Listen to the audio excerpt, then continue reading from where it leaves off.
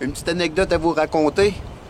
J'ai reçu un coup de téléphone d'une dame qui était en peine en me disant que tout son jardin était en train de se faire manger par un rongeur. Donc habituellement, l'hiver, c'est les lièvres en milieu périurbain qui sortent un peu des broussailles et qui viennent manger soit nos plates-bandes, nos fleurs, nos plantes d'ornementation et quelquefois c'est les potagers.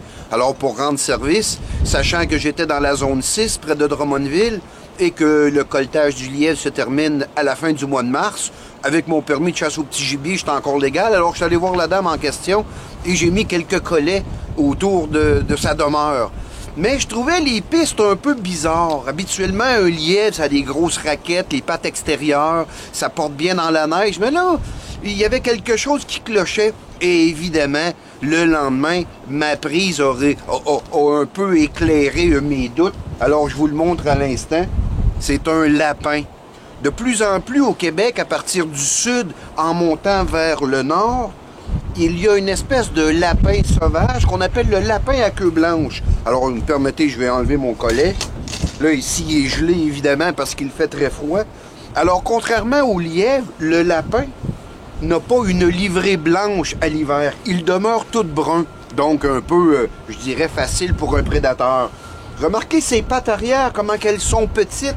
Donc, contrairement au lièvre, où il y a du poil qui lui pousse entre les pattes pour faire un véritable raquette, le lapin n'a pas cet attribut-là.